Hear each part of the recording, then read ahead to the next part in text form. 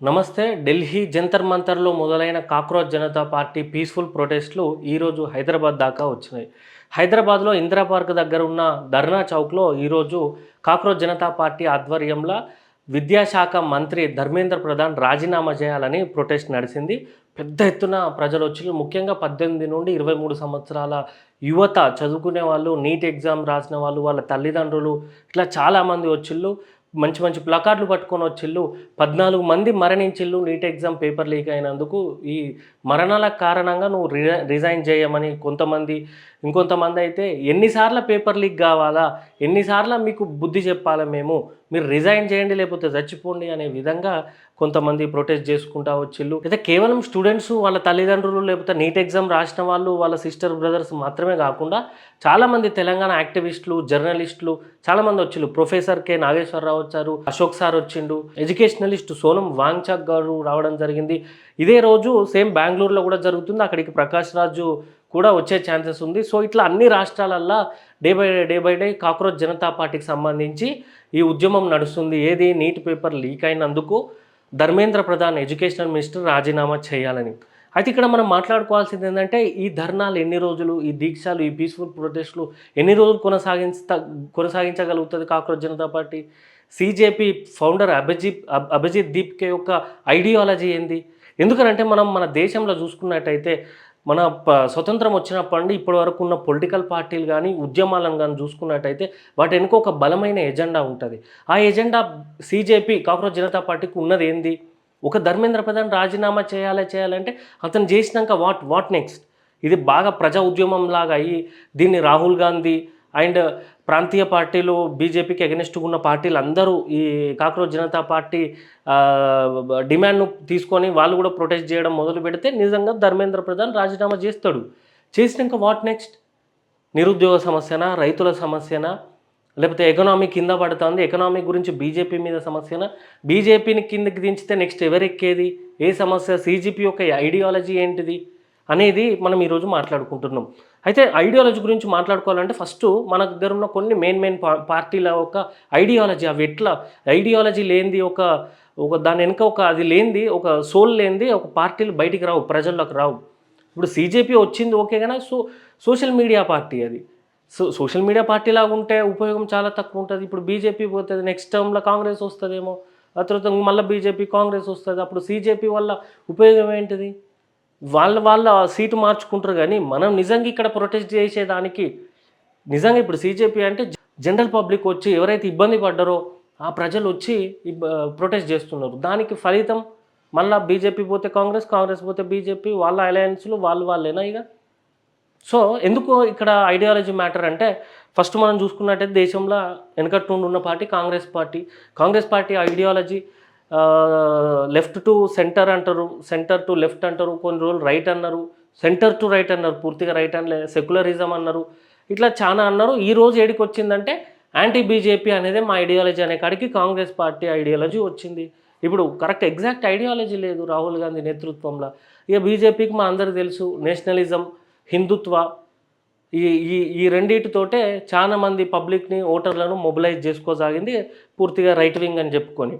అట్లే చూసుకుంటే ఇప్పుడు మన తెలుగు రాష్ట్రాలలో చూసుకుంటే టీడీపీ, తెలుగు ప్రజల ఆత్మగౌరవం పేరు మీద ఎన్టీ రామారావు గారు, నాదెండ్ల భాస్కర్‌రావు గారు ఆ పార్టీ పెట్టడం జరిగింది. ఆ తర్వాత మన తెలంగాణలో చూసుకుంటే బ సరే మన టీ బే మన ఉద్యమాల పార్టీలు అప్పుడు మాట్లాడుకుందాం. అదే వైఎస్ఆర్‌సీపీ చూసుకుంటాం. కాంగ్రెస్ నుండి బయటకొచ్చిన పార్టీలు చాలా ఉన్నాయి. అది వైఎస్ఆర్‌సీపీ కావచ్చు, తృణమూల్ కాంగ్రెస్ కావచ్చు, మమతా బెనర్జీది. ఇక్కడ ఎన్‌సీపీ నేషనలిస్ట్ కాంగ్రెస్ పార్టీ కావచ్చు. ఇంకా అలయన్స్‌లు ఉన్నాయి.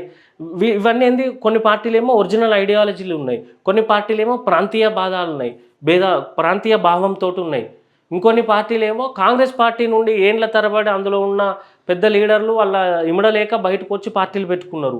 ఎన్‌సీపీ, టీఎంసీ, వైఎస్ఆర్‌సీపీ కూడా అదే కోవకొస్తది. ఇక డీఎంకే నుండి ఏఐడీఎంకే ఇట్లా అయింది. ఇంకొన్ని పార్టీలేమో ఉద్యమంగా వచ్చినాయి. For example Aam Aadmi party, ఇక్కడ బీఆర్ఎస్ పార్టీ అప్పుడు టీఆర్ఎస్ చంద్రశేఖర్ రావుది. అట్లే మన విద్యార్థుల రాజకీయ పార్టీ ఇవన్నీ ఉద్యమ పార్టీలు. ఏది ఇప్పుడు ఆమ్ ఆద్మీ చూసుకుంటే అన్నా హజారే గారు మొదలుపెట్టిన ఉద్యమం యాంటీ కరప్షన్ మీద తీసుకొచ్చిన ఉద్యమం నుండి ఆమ్ ఆద్మీ పుట్టింది.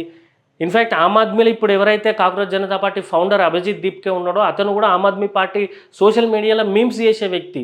ఆయన కూడా ఆమ్ ఆద్మీ పార్టీలకు ఇమ్మడలేక బయటికి పోయి ఆయన వర్క్ ఆయన చేసుకుంటూ ఉంటే chief justice of India Suryakant ద్వారా నుండి ఆనిముత్యాలు ఇట్లా కాక్రోచ్ అని వచ్చేసరికి అది కాస్త ఇప్పుడు ఇంత ఉద్యమంగా మారింది.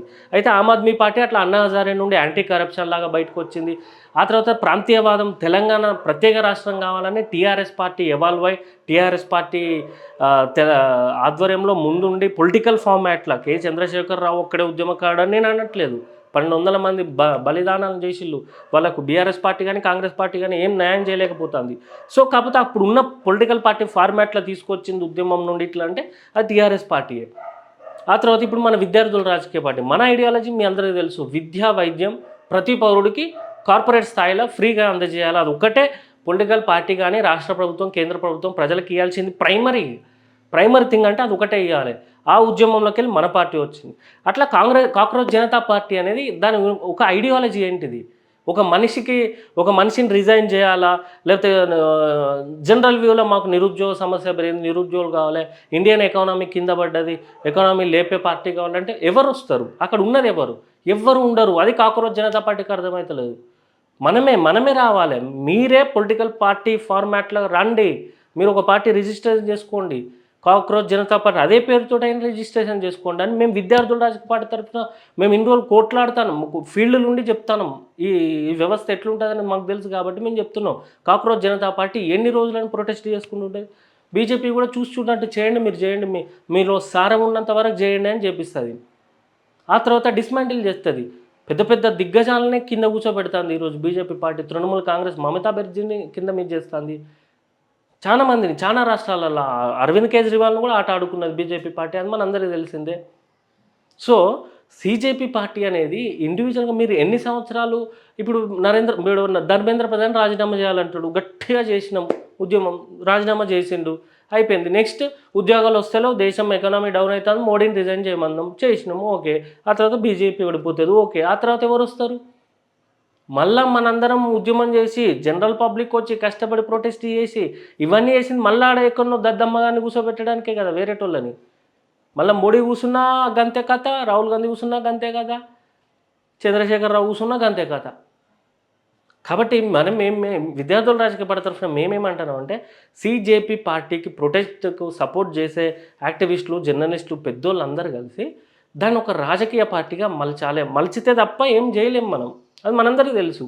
లేకపోతే ఏంటంటే దొంగను తీసేసి ఇంకో దొంగను కూర్చోబెట్టినట్టే అవుతుంది. ఆ లాజిక్ మిస్ కావద్దు. అందుకే కాక్రోచ్ పార్టీ దారి ఎటు, మీరు ప్యూర్ ఆర్గనైజేషన్గా ఉంటారా, లేదా పొలిటికల్ పార్టీ ఫార్మాట్లోకి వస్తారా, లేదా ఆమ్ ఆద్మీతోటి కలిసి పోరాటం చేస్తారా, లేదా కాంగ్రెస్ పార్టీ అలియన్స్లతోటి ఇండియా కూటమితోటి ఉంటారా, లేదా ఇండివిజువల్గా ఉండి బీజేపీ మీద పోరాటం చేస్తారా, లేకపోతే బీజేపీలో కలిసిపోతారా, లేదా ధర్మేంద్ర ప్రధాని రాజీనామా చేసినాక మీరేమైనా ప్రకటిస్తారా అనేది ఐడియాలజీ మీకు ఒకటి ఉండాలి. ఉంటేనే మనం ఇక్కడ ఇప్పుడు నిజంగా ప్రొటెస్ట్ చేస్తున్న లక్షలాది మంది తల్లిదండ్రులకు, పిల్లలకు, యాక్టివిస్టులకు, నిజంగా నీట్ ఎగ్జామ్ వల్ల బాధపడ్డ వాళ్ళకి, 12th క్లాస్ స్టూడెంట్స్ తల్లిదండ్రులకు, ఆ పిల్లలకు న్యాయం చేయగలుగుతాం. అది మా విద్యార్థుల రాజకీయ పార్టీ డిమాండ్. మేము కోరుకునేది ఏంటంటే కాక్రోచ్ జనతా పార్టీ పొలిటికల్ ఫార్మాట్లకు రావాలి. మాలాగా విద్యార్థుల రాజకీయ పార్టీ లాగా ఇక్కడ లోకల్లో ప్రాంతీయ పార్టీలు ఎన్నో ఉన్నాయి. స్టూడెంట్లకు వెళ్ళి యూత్ నుండి ఫామ్ అయిన పార్టీలు, ఎన్నో పొలిటికల్ పార్టీలు ఉన్నాయి. మనందరం కలిసి ఒక యూనిటీగా మనమే ఇప్పుడు లెఫ్ట్ వింగ్ పార్టీలన్నీ ఒక సైడ్ ఉంటాయి, Congress left to centre to left పార్టీలు ఒక సైడ్ ఉంటాయి, ఇక్కడేమో right to central to right wing పార్టీలు ఒక సైడ్ ఉంటాయి. మనందరం యువతతోటి నిర్మించబడ్డ పార్టీలు, స్టూడెంట్స్తో నిర్మించే పార్టీలు, మన విద్యార్థుల రాజకీయ పార్టీ, కాక్రోచ్ జనతా పార్టీ, ఇట్లాంటి పార్టీలన్నీ ఏకం కావాలి. ఏకం అయిదాం. మేము మీకు వెల్కమ్ చెప్తాను. మనందరం ఏకం అయితే పొలిటికల్గానే మనం పొలిటికల్గా దెబ్బగొట్టగలుగుతాం. పవర్ని పొలిటికల్తోటే దెబ్బగొట్టగలుగుతాం, ప్రొటెస్టులతోటి కాదు. ప్రొటెస్టులతోటి చేయాలంటే అది లైక్ ప్రాంతీయ పార్టీలను చేయగలుగుతాం, దేనైనా చేయగలుగుతాం. ఒక రాష్ట్రం కోసమో, ఒక ఉద్యమం కోసం, ఒక కాజ్ కోసం చేయగలుగుతాం. ఇక్కడ కాజ్ ఏంటి? ధర్మేంద్ర ప్రధాన్ అది మనం రిజైన్ చేయాలని అంటున్నాం. చేపిస్తారు లేకపోతే 5 ఇయర్స్ తర్వాత ఆయన ఓడిపోతాడు. ఆ తర్వాత ఏంది లాంగ్ టర్మ్ గోల్ ఏంది? ఇంత పెద్దగా నేషనల్ వైడ్ పాపులర్ అయిన కాక్రోచ్ జనతా పార్టీ ఒక ధర్మేంద్ర ప్రధాన్ తోటో, ఒక నరేంద్ర మోడీ తోటో ఆగిపోద్దని మేము కోరుకుంటున్నాం. ఈ దేశ ప్రజలకు మీ సేవలు ఇంకెక్కువ కావాలని మేము కోరుకుంటున్నాం. కాబట్టి సీజేపీ ఐడియాలజీ త్వరగా ఫిక్స్ చేసుకొని బయటికి రావాలి. బయటకొచ్చి పొలిటికల్ ఫార్మాట్‌లో రావాలని విద్యార్థుల రాజకీయ పార్టీ కోరుకుంటుంది. Thank you.